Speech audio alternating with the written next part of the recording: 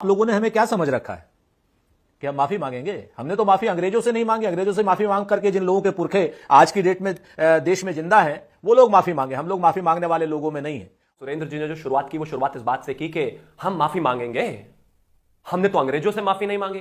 अरे अंग्रेजों से तो बाद में मांगते, पहले हिंदुस्तान में ही माफी मांगी है। चौकीदार चोर है के मामले में जब सजा होने लगी थी, जाकर सुप्रीम कोर्ट के इसके सामने कहा था कि हमका माफी दे दो साहब, वरना हमारी तो लोकसभा सदस्यता चले जाए। अरे झूठ नहीं बोले प्लीज, अब बीच में नहीं बोले, मैं बोला आपके बीच में, शांति रखिए जरा भाई। फिर भी किसी ने ना माफ किया तो मैं इतना ही कहना चाहूंगा, हमका माफी दे दो साहब। माफी मांगी, अनकंडीशनल अपॉलॉजी, हमसे गलती हो गई, हमको माफी दे दीजिए, वरना हमारी लोकसभा की सदस्यता चली जाएगी।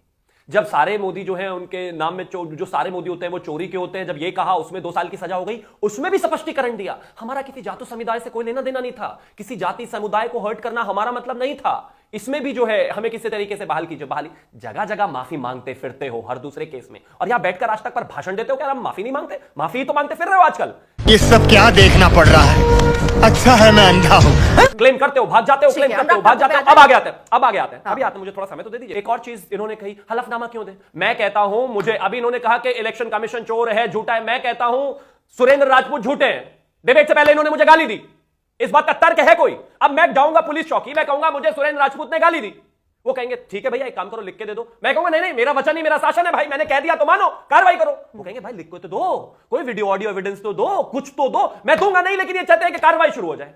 चुनाव आयोग ने आज 2 एपिक नंबर को लेकर भी क्लैरिफिकेशन दिया, जिसमें उन्होंने कहा कि एक पहले 2003 से पहले जो स्थितियां थी वहां पर सिचुएशन दूसरी थी। एक राज्य से दूसरे में, दूसरे से तीसरे में सेम एपिक नंबर के कई सारे वोटर होते थे, 3 लाख से ज्यादा वोटर रहते थे, जो हमने त्रुटि पूरी करी। फिर उन्होंने कहा कि एक नाम पर अलग अलग एपिक नंबर हो सकते हैं, क्योंकि मैं पहले शिवम त्यागी पहले गांव में वोट करता था, फिर नोएडा में आ गया, कल अगर दिल्ली में जाएगा अब अनुराग ठाकुर पर आते हैं। मैं एक चीज कहना चाहता हूं, भाजपा तो कह रही है, मैं तो कहता हूं एनडीए तो कह रहा है कि कहीं पर भी अगर इस तरह की त्रुटियां हैं तो जाहिर है एसआईआर होना चाहिए, इंटेंसिव रिवीजन की आवश्यकता है। 20 साल पहले हुआ था, नॉर्मल रिवीजन होता है, लेकिन सभी पार्टियों की लगातार कंप्लेन, यानी कि कांग्रेस भी कह रही है, बाकी पार्टियां भी कह रहे हैं, हम भी कह रहे हैं कि एसआईआर होना चाहिए, तो हो जाने दीजिए ना, फिर परेशानी क्या है? और उसमें भी आगे एक और चीज है, उसमें कहा गया कि 1 सितंबर तक आपके पास समय है। जाहिर है अप्रॉक्सिमेटली 52,000 हमारे पास जो है बूथ लेवल एजेंट है, 37,000 जो है आरजेडी के पास है, मेरा ख्याल 16-17,000 कांग्रेस के पास भी है। उन लोगों को मिलकर आगे कहिए 1 सितंबर तक अगर कोई कहीं पर भी वोटर का फर्जीवाड़ा हुआ है, किसी का नाम कटा है, तो उसको करेक्शन करा सकते हैं। और उसके बाद भी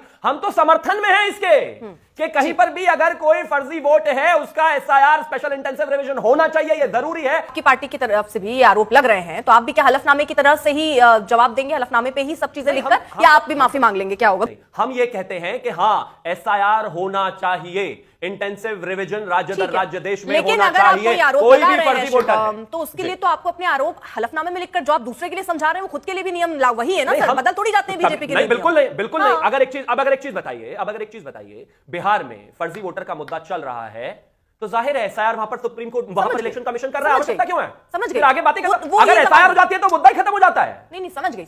आप अनुराग ठाकुर ने कई जगहों का जिक्र किया था ना, उसमें उन्होंने आरोप लगाए थे। अब वो अपने आरोप को केवल प्रेस कॉन्फ्रेंस में कहकर जाने के लिए थे या हलफनामा देंगे? वो यही कहते हैं कि राहुल गांधी के लिए आप कहते थे हलफनामा दो, अपने नेताओं के लिए हलफनामे का कोई जिक्र ही नहीं हो रहा है। रुको जरा, सब्र करो। हम हलफनामा देने में पीछे नहीं हट रहे, हम चोर नहीं है, डरपोक नहीं है, राहुल गांधी की तरह झूठे नहीं है। अगर चुनाव आयोग जो है हलफनामा मांगेगा वो भी दिया जाएगा। एक बार जो मैंने कमिटमेंट कर दी तो फिर मैं अपने आप की भी नहीं सुनता।